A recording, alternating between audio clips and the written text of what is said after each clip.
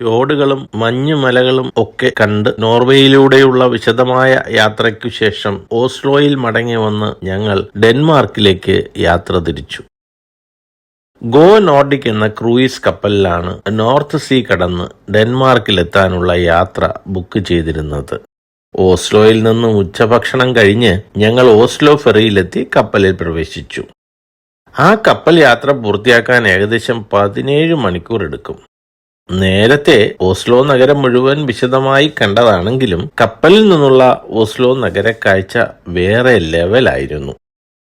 തുറമുഖങ്ങളും കപ്പലുകളും ചെറു ചെറു ദ്വീപുകളുമൊക്കെയായി ആ കാഴ്ച വളരെ ഗംഭീരമായിരുന്നു. ഇതിനു മുമ്പുള്ള ഹെൽസിങ്കി സ്റ്റോക്ക്ഹോം കടൽ യാത്രയിൽ ക്രൂയിസ് കപ്പലിലെ രാത്രി ഭക്ഷണം രാജകീയ സ്മോർഗസ്ബോർഡ് അത്താഴം തന്നെയായിരുന്നു.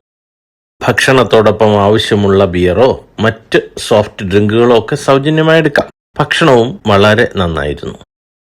അതേ പ്രതീക്ഷയിലാണ് ഈ കപ്പലിലും കയറിയത്. ഇറ്റാലിയൻ ബിസ്ട്രോ റെസ്റ്റോറന്റ് ഭക്ഷണം എന്നൊക്കെ പറഞ്ഞ് ഞങ്ങളെ മോഹിപ്പിച്ചെങ്കിലും അതൊരു ദാരിദ്ര്യവിലാസം ഭക്ഷണശാലയായിരുന്നു എന്നതായിരുന്നു വാസ്തവം. ഭക്ഷണം യാത്രാ ടിക്കറ്റിൽ ഉൾപ്പെടുമെങ്കിലും കുടിക്കാൻ ഒരു തുള്ളി വെള്ളമോ മറ്റു പാനീയങ്ങളോ ഒന്നും തരില്ല.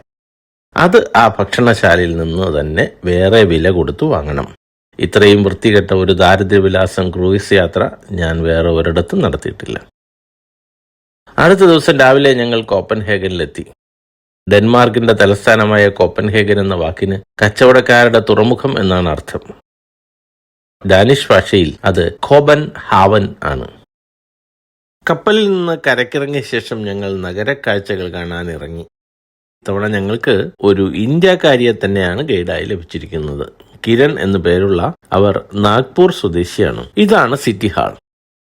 അതിന്റെ ടവറിന് 16 മീറ്റർ ഉയരമുണ്ട്. ഈ ടവറിലുള്ള ജെൻ സോൾസിന്റെ വേൾഡ് ക്ലോക്ക് പ്രാദേശിക സമയം കൂടാതെ സൗരസമയം, ഗ്രഹ ഭ്രമണപഥങ്ങൾ തുടങ്ങിയ ജ്യോതിശാസ്ത്ര വിഷയങ്ങൾ പോലും കൃത്യവും സങ്കീർണവുമായി പ്രദർശിപ്പിക്കുന്ന ഒരു പ്രസിദ്ധമായ ക്ലോക്കാണ്. ഇതിനു മുന്നിലുള്ള ഈ ഡ്രാഗൺ ഫൗണ്ടൻ ഒരു വലിയ കാള വ്യാളിയുമായി പോരാടുന്നതിന്റെ ശില്പമാണ്. ഇതിലെ ഡ്രാഗൺ തിന്മയെയും കാള നന്മയെയും കഠിനാധ്വാനത്തെയും പ്രതിനിധാനം ചെയ്യുന്നു. ഡെൻമാർക്ക് ഒരു കാർഷിക രാജ്യമായിരുന്നു. വയലുകളിൽ പണിയെടുത്ത് രാഷ്ട്രം കെട്ടിപ്പടുത്ത മൃഗമായി അവർ കാളയെ കാണുന്നു. ഇതാണ് സാക്ഷാൽ ഹാൻസ് ക്രിസ്ത്യൻ ആൻഡേഴ്സൺ. പ്രസിദ്ധ ഡാനിഷ് കവിയും സാഹിത്യകാരനുമായ ഇദ്ദേഹത്തിന്റെ ലിറ്റിൽ മെർമെയ്ഡിനെ ആസ്ഥാനമാക്കി ലോകപ്രസിദ്ധമായ ഒരു ശില്പവും കോപ്പൻഹേഗനിലുണ്ട്. അതിനെക്കുറിച്ച് പിന്നീട് പറയാം. ഈ ശില്പങ്ങളൊക്കെയുള്ള ഈ തുറസായ പൊതു ചത്തുരമാണ് സിറ്റി ഹാൾ സ്ക്വയർ. ഊർജ്ജസ്വലവും സ്പന്ദിക്കുന്നതുമായ കോപ്പൻഹേഗന്റെ ഹൃദയഭാഗമാണിത്. നഗരത്തിലുള്ളവരുടെ ഒരു പ്രധാന മീറ്റിംഗ് പോയിന്റാണ് ഈ സിറ്റി ഹാൾ സ്ക്വയർ. നഗരത്തിലെ പല പൊതുപരിപാടികളും ഇവിടെയാണ് അരങ്ങേറുക. ഇതാണ് ക്രിസ്റ്റ്യൻ ബോർഗ് പാലസ്. ഒരു കാലത്ത് രാജാവിന്റെയും രാജ്ഞിയുടെയും ഒക്കെ വസതിയായിരുന്ന ഈ കൊട്ടാരത്തിലാണ് ഇപ്പോൾ ഡാനിഷ് പാർലമെന്റും സുപ്രീം കോർട്ടും മന്ത്രിസഭയും ഒക്കെ നടക്കുന്നത്.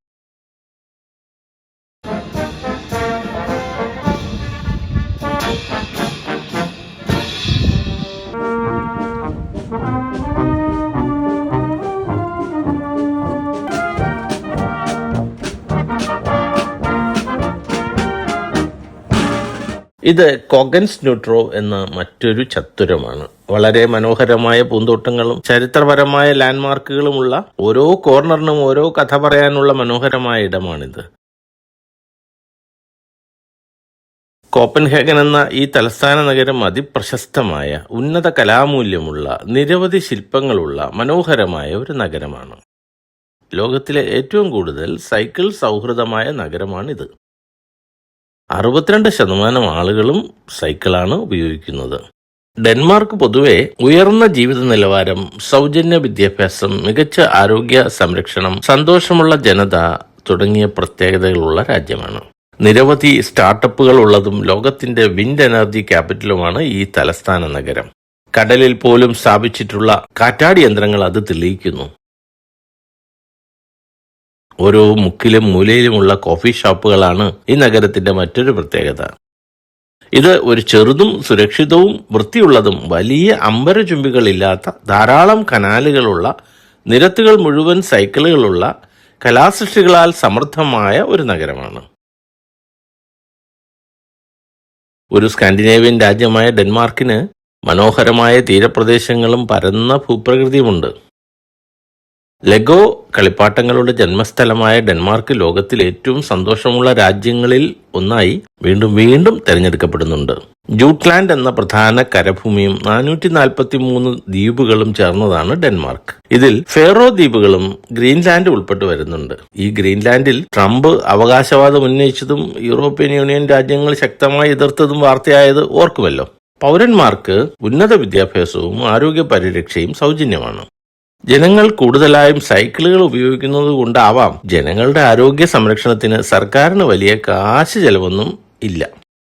ഡെൻമാർക്കിലെ വലിയ നഗരങ്ങളിലെല്ലാം തന്നെ കാർ ഉപയോഗിക്കുന്നതിനേക്കാൾ സൗകര്യപ്രദമാണ് സൈക്കിളുകൾ. വലിയ കയറ്റിറക്കങ്ങളില്ലാത്തതുകൊണ്ട് സൈക്കിൾ യാത്ര രസകരവുമാണ്. കാര്യക്ഷമത, സൗകര്യം, ആരോഗ്യം എന്നിവയ്ക്ക് പ്രാധാന്യം നൽകുന്ന ആഴത്തിൽ പതിഞ്ഞ ഒരു സംസ്കാരം, 12,000 കിലോമീറ്ററിലധികം വരുന്ന സൈക്കിളിനായുള്ള അടിസ്ഥാന സൗകര്യങ്ങൾ, ഇവയൊക്കെ സൈക്കിളിന്റെ ഉപയോഗം വർദ്ധിപ്പിക്കുന്നു. ഇവിടെ നിരത്തുകളിലെ രാജാവാണ് സൈക്കിൾ. ഡാനെബ്രോഗ് എന്നറിയപ്പെടുന്ന ചുവപ്പും വെളുപ്പും ചേർന്ന ഡാനിഷ് പതാക ലോകത്തിലെ ഏറ്റവും പഴക്കമുള്ള പതാകയാണ്. സുരക്ഷിതമായ തൊഴിൽ അന്തരീക്ഷം, കുറഞ്ഞ അഴിമതി, നല്ല തൊഴിൽ സാഹചര്യം, ഉയർന്ന ജീവിത നിലവാരം തുടങ്ങിയവ ഇവിടുത്തെ സവിശേഷതയാണ്. ലോകത്തിലെ ഏറ്റവും മികച്ച ജീവിത സാഹചര്യമുള്ള, ഏറ്റവും വൃത്തിയുള്ളതും സുരക്ഷിതവുമായ ഒരു നഗരമാണ് കോപ്പൻഹേഗൻ.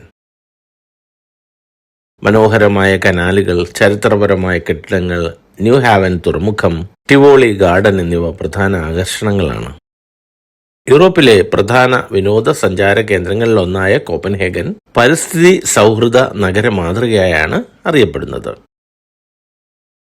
കോപ്പൻഹേഗനിലെ ഏറ്റവും പ്രശസ്തമായതും പ്രിയപ്പെട്ടതുമായ സ്ഥലങ്ങളിലൊന്നാണ് നൈഹാവൻ എന്ന തുറമുഖം. ഞങ്ങൾ ആ കനാലിലൂടെ ഒരു ബോട്ടിംഗ് നടത്തി. അതിമനോഹരമായിരുന്ന യാത്രക്കിടയ്ക്ക് ഞങ്ങളുടെ ബോട്ടിന് തൊട്ടപ്പുറത്ത് തന്നെ സീപ്ലെയിൻ വന്നിറങ്ങുന്നതും പറന്നു പോകുന്നതുമൊക്കെ കാണാനിടയായി. വശങ്ങൾ മുഴുവനും വർണ്ണാഭമായ കെട്ടിടങ്ങൾ, സുഖപ്രദമായ കഫേകൾ, റെസ്റ്റോറന്റുകൾ എന്നിവയാൽ നിരന്ന മനോഹരമായ ഒരു കനാലിലൂടെയാണ് ഈ ചരിത്രപരമായ തുറമുഖം വ്യാപിച്ചു കിടക്കുന്നത്. നാട്ടുകാർക്കും വിനോദസഞ്ചാരികൾക്കും കോപ്പൻഹേഗന്റെ ഹൃദയഭാഗത്ത് തീർച്ചയായും കണ്ടിരിക്കേണ്ട ഒരു സ്ഥലമാണ് നൈഹാവൻ. ഇത്രയും സന്തോഷമുള്ള സമൃദ്ധമായ രാജ്യമാണെങ്കിലും എന്നെ അവിടെ ഒരാൾ പോക്കറ്റടിക്കാൻ നോക്കി എന്നത് എന്നെ തികച്ചും അത്ഭുതപ്പെടുത്തി. ഒറ്റയ്ക്ക് പല രാജ്യങ്ങളിലും പോയിട്ടുണ്ടെങ്കിലും ആരും എന്നെ ഇത്തരത്തിൽ പോക്കറ്റടിക്കാൻ ശ്രമിച്ചിട്ടില്ല. ഇന്ത്യയിൽ പോലും ആരും അതിന് ഇതുവരെ തുനിഞ്ഞിട്ടില്ല. ഇത്തവണ കൂട്ടത്തിൽ നിന്നിട്ടും ഒരാൾ എന്നെ നോട്ടമിട്ടു. എന്റെ ബാഗി പാന്റിന്റെ മൂടിയുള്ള പോക്കറ്റിനകത്ത് സിബുള്ള മറ്റൊരറയ്ക്കകത്താണ് ഞാൻ എന്റെ വാലറ്റ് സൂക്ഷിച്ചിരുന്നത്. എന്റെ പോക്കറ്റിന്റെ മൂടി അയാൾ തുറക്കാൻ ശ്രമിച്ചപ്പോഴേക്കും മാറി നിന്ന് വീഡിയോ എടുത്തുകൊണ്ടിരുന്ന എന്റെ മറ്റൊരു സുഹൃത്ത് അത് കണ്ട് എനിക്ക് സൂചന നൽകുകയും പോക്കറ്റടിക്കാരൻ പിന്മാറുകയും ചെയ്തു. അയാൾക്ക് ഒറ്റ ശ്രമത്തിൽ എന്റെ പോക്കറ്റ് തുറന്ന് വാലറ്റ് അടിച്ചു കൊണ്ടുപോകാൻ സാധിക്കുമായിരുന്നില്ലെങ്കിലും ഇത്രയും സന്തോഷമുള്ള രാജ്യത്തും ഇങ്ങനെ സന്തോഷമില്ലാതാക്കാൻ നടക്കുന്ന ചിലരുണ്ട് എന്നത് എന്നെ ശരിക്കും ഞെട്ടിപ്പിച്ചു. ആളെ കണ്ടിട്ട് അന്നാട്ടുകാരനായി തോന്നിയില്ല. കുടിയേറ്റക്കാർ ഇപ്പോൾ യൂറോപ്യൻ രാജ്യങ്ങളിൽ ധാരാളം ഉണ്ടല്ലോ. ഹാൻസ് ക്രിസ്ത്യൻ ആൻഡേഴ്സന്റെ ദി ലിറ്റിൽ മെർമെയ്ഡ് എന്ന കഥയെ അടിസ്ഥാനമാക്കി എഡ്വേർഡ് എറിക്സൺ കൊത്തിയെടുത്ത കോപ്പൻഹേഗനിലെ ലിറ്റിൽ മെർമെയ്ഡ് പ്രതിമയാണ് ഇത്. കരയിലേക്ക് ദുഃഖത്തോടെ നോക്കുന്ന പ്രതീക്ഷയറ്റ ഒരു മത്സ്യകന്യകയുടെ ശില്പമാണിത്. ഒരു രാജകുമാരനെ കാക്ഷിക്കുന്ന മത്സ്യകന്യക തന്റെ ആഗ്രഹം സാധിക്കണമെങ്കിൽ തനിക്ക് മനുഷ്യരെ പോലെ കാലുകൾ വേണമെന്ന് മനസ്സിലാക്കി അതിനായി കടൽ മന്ത്രവാദിനിയോട് അപേക്ഷിക്കുന്നു. ലോകത്തിലെ ഏറ്റവും ആകർഷകമായ ശബ്ദമുള്ള ലിറ്റിൽ മെർമെയ്ഡിന് ആ ശബ്ദത്തിന് പകരമായി കാലുകൾ നൽകാൻ മന്ത്രവാദിനി തയ്യാറായി. കാലുകൾ ലഭിച്ച മത്സ്യകന്യക രാജകുമാരന്റെ അടുത്തേക്ക് പോയി. പക്ഷെ അവളെ വിവാഹം കഴിക്കാൻ അദ്ദേഹം തയ്യാറായില്ല. അതറിഞ്ഞ മത്സ്യകന്യകയുടെ ഹൃദയം തകരുന്നു. അയാൾ തന്നെ വിവാഹം കഴിക്കാതെ വന്നാൽ താൻ മരണപ്പെടുമെന്നറിയാവുന്ന അവൾ അവന്റെ വിവാഹ ദിനത്തിൽ തന്റെ മരണവും പ്രതീക്ഷിച്ച് മനസ്സിലെ വേദനകൾ മുഴുവൻ ഉള്ളിലൊതുക്കി കരയിലേക്ക് കണ്ണും നട്ട് ആ കടലിലെ പാറയിൽ ഏകാഗിയായിരുന്നു. ഈ കഥയുടെ അടിസ്ഥാനത്തിൽ സൃഷ്ടിച്ചതാണ് ഈ മത്സ്യകന്യക. ഇവിടെ ഏറ്റവും കൂടുതൽ പേർ സന്ദർശിക്കുന്നതാണ് ജീവൻ തുടിക്കുന്ന ഈ പ്രതിമ. കോപ്പൻഹേഗനിലുള്ള ചിറകുള്ള ഈ സ്ത്രീ ശില്പം ഒന്നാം ലോക യുദ്ധകാലത്ത് ജീവൻ നഷ്ടപ്പെട്ട ഡാനിഷ് നാവികരുടെ ഓർമ്മയ്ക്കായാണ് നിർമ്മിച്ചത്. കോപ്പൻഹേഗനിലെ കോങ്കൻസ് നെറ്റോർവിന്റെ മധ്യഭാഗത്തുള്ള ഈ വെങ്കല പ്രതിമ സ്കാൻഡിനേവിയയിൽ തന്നെ ഏറ്റവും പഴക്കം ചെന്ന കുതിര സവാരി പ്രതിമയാണ്. ക്രിസ്ത്യൻ 5-ാമൻ രാജാവിന്റെ പ്രതിമയാണിത്. ബ്രിട്ടീഷ് രാഷ്ട്രതന്ത്രജ്ഞനായ വിൻസ്റ്റൺ ചർച്ചിലിനോടുള്ള ആദരസൂചകമായി കോപ്പൻഹേഗനിലുള്ള കാസ്റ്റലെറ്റിനടുത്ത് അദ്ദേഹത്തിന്റെ ഒരു പ്രതിമയുണ്ട്. ആ പാർക്കിനും അദ്ദേഹത്തിന്റെ പേരാണ് നൽകിയിരിക്കുന്നത്. Something rotten in the state of Denmark എന്നത് ലോകം മുഴുവനും ആളുകൾ ആവർത്തിച്ചുപയോഗിച്ചിട്ടുള്ള ഒരു ഷേക്സ്പീരിയൻ ഡയലോഗാണിത്. നാടകത്തിന്റെ പശ്ചാത്തലമായ എൽസിനോർ കോട്ട കോപ്പൻഹേഗനിൽ നിന്ന് ഏകദേശം 45 കിലോമീറ്റർ വടക്ക് ഹാൽസിംഗോർ നഗരത്തിലാണ് സ്ഥിതി ചെയ്യുന്നത്.